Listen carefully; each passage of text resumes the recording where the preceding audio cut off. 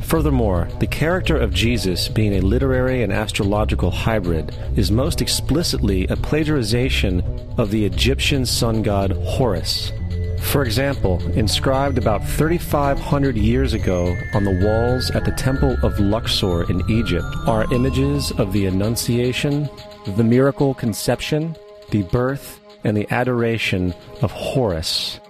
The images begin with Thoth announcing to the Virgin Isis that she will conceive Horus, then Neph, the Holy Ghost, impregnating the Virgin, and then the virgin birth and the adoration. This is exactly the story of Jesus' miracle conception. In fact, the literary similarities between the Egyptian religion and the Christian religion are staggering.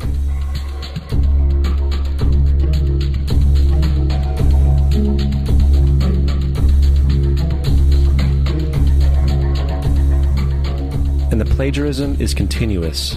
The story of Noah and Noah's Ark is taken directly from tradition. The concept of the Great Flood is ubiquitous throughout the ancient world, with over 200 cited claims in different periods and times. However, one need look no further for a pre-Christian source than the Epic of Gilgamesh, written in 2600 BC. This story talks of a great flood commanded by God, an ark with saved animals upon it, and even the release and return of a dove, all held in common with the biblical story, among many other similarities. And then there is the plagiarized story of Moses. Upon Moses' birth, it is said that he was placed in a reed basket and set adrift in a river in order to avoid infanticide. He was later rescued by a daughter of royalty and raised by her as a prince. This baby in a basket story was lifted directly from the myth of Sargon of Akkad of around 2250 BC. Sargon was born, placed in a reed basket in order to avoid infanticide, and set adrift in a river. He was in turn rescued and raised by Aki, a royal midwife. Furthermore, Moses is known as the lawgiver, the giver of the Ten Commandments, the Mosaic Law. However, the idea of a law being passed from God to a prophet up on a mountain is also a very old motif. Moses is just another lawgiver in a long line of lawgivers in mythological history. In India, Manu was the great lawgiver. In Crete, Minos ascended Mount Dicta, where Zeus gave him the sacred laws, while in Egypt there was Meses, who carried stone tablets and upon them the laws of God were written. Manu, Minos, Meses, Moses.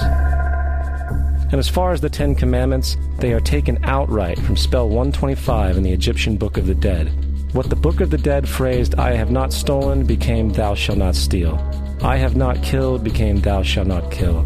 "I have not told lies," became "Thou shalt not bear false witness," and so forth. In fact, the Egyptian religion is likely the primary foundational basis for the Judeo-Christian theology.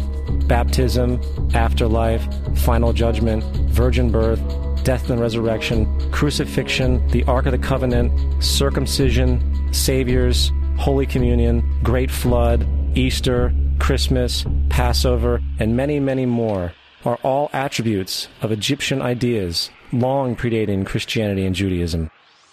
Justin Martyr, one of the first Christian historians and defenders, wrote, "When we say that he, Jesus Christ, our teacher, was produced without sexual union, was crucified and died and rose again and ascended into heaven, we propound nothing different from what you believe regarding those who you esteem sons of Jupiter." In a different writing, Justin Martyr said, "He was born of a virgin, except this in common with what you believe of Perseus."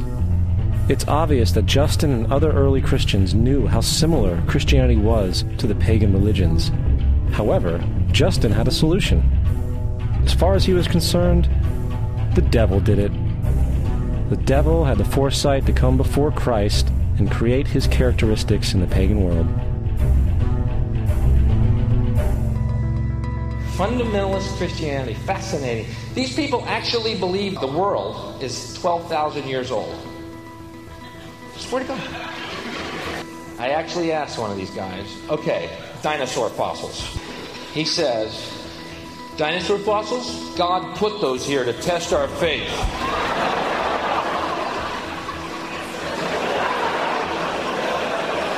I think God put you here to test my faith, dude.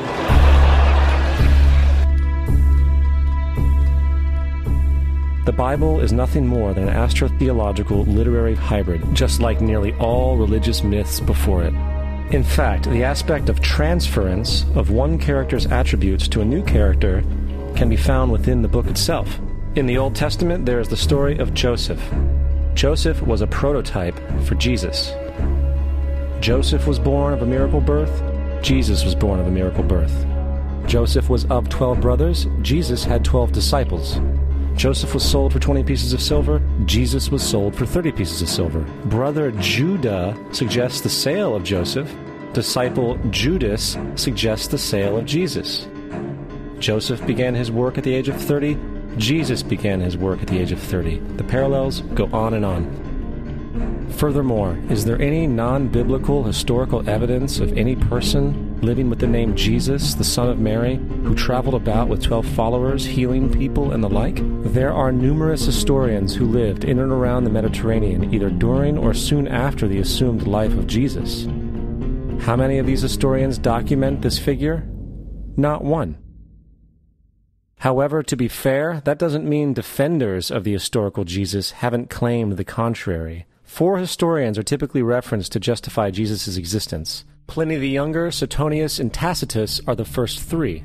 Each one of their entries consists of only a few sentences at best, and only refer to Christus or the Christ, which in fact is not a name but a title. It means the Anointed One. The 4th source is Josephus, and this source has been proven to be a forgery for hundreds of years.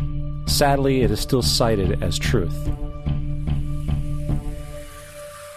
You would think that a guy who rose from the dead and ascended into heaven for all eyes to see and performed the wealth of miracles acclaimed to him would have made it into the historical record.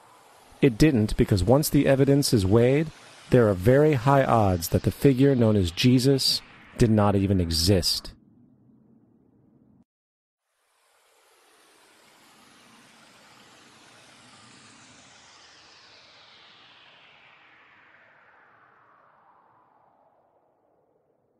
We don't want to be unkind, but we want to be factual. We don't want to cause hurt feelings, but we want to be academically correct in what we understand and know to be true. Christianity just is not based on truth. We find that Christianity was in fact nothing more than a Roman story, developed politically.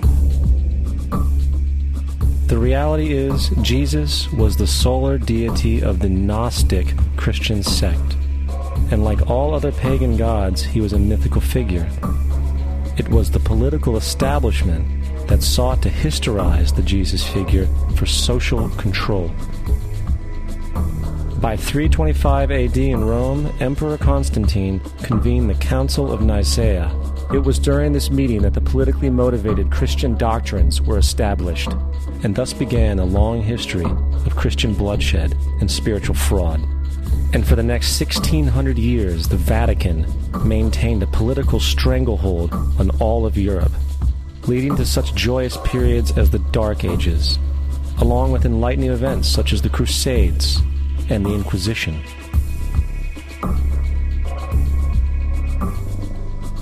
Christianity, along with all other theistic belief systems, is the fraud of the age. It serves to detach the species from the natural world, and likewise each other. It supports blind submission to authority.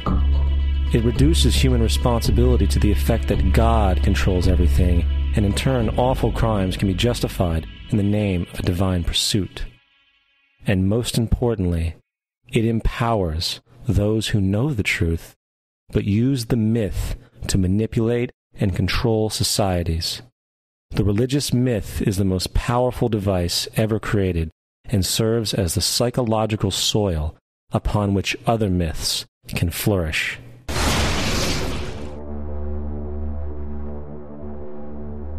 A myth is an idea that, while widely believed, is false.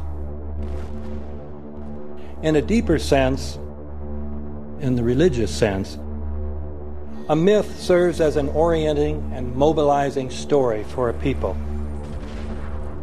The focus is not on the story's relation to reality, but on its function. A story cannot function unless it is believed to be true in the community or the nation. It is not a matter of debate. If some people have the bad taste to raise the question of the truth of the sacred story, the keepers of the faith do not enter into debate with them. They ignore them or denounce them as blasphemers. It is wrong, blasphemous, and sinful for you to suggest, imply, or help other people come to the conclusion that the U.S. government killed 3,000 of its own citizens.